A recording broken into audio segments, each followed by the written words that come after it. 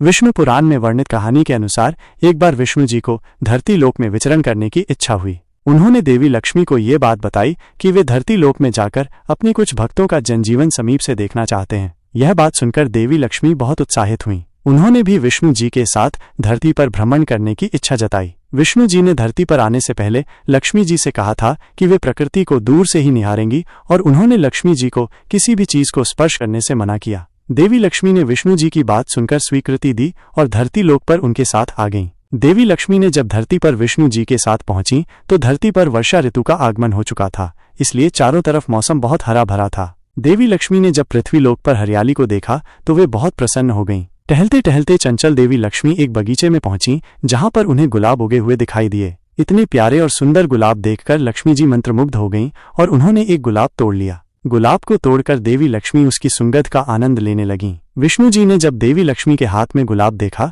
तो उन्होंने देवी लक्ष्मी से कहा, देवी, मैंने आपसे कहा था कि आपको धरती लोक की किसी भी चीज को स्पर्श नहीं करना है, लेकिन आपने मेरी बात को अनसुना किया और इस गुलाब को बिना किसी कारण तोड़ लिया। आप जानती हैं कि ये बगीचा मेरे एक भक्त का है जो अपनी आजीविका के लिए इस छोटे से बगीचे पर निर्भर है। विष्णु जी की बात सुनकर देवी लक्ष्मी अहंकार से भरा उत्तर दिया। देवी लक्ष्मी ने कहा, प्रभु, आप व्यर्थ में ही इतना क्रोधित हो रहे हैं। यह कोई मूल्यवान वस्तु नहीं है, केवल एक पुष्प ही तो है।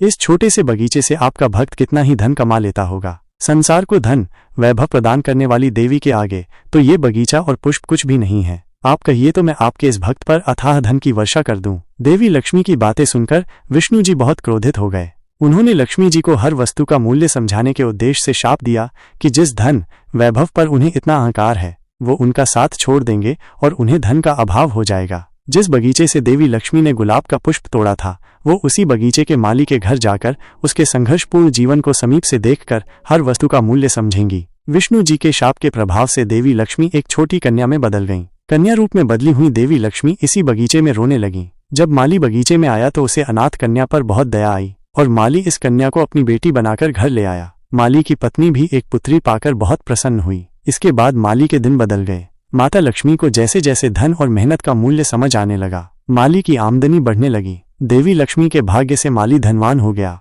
और इस तरह शाप की अवधि समाप्त होने तक विष्णु जी के भक्त का कल्याण भी हो गया और देवी लक्ष्मी को सीख भी मिल गई। जैसे ही शाप की अवधि समाप्त हुई, विष्णु जी माली के घर आए और पूरी कथा बताकर देवी लक्ष्मी को अपने साथ वैकुंठ ले गए। यदि यहाँ तक आप पहुँच गए हैं तो दिल से धन्यवाद।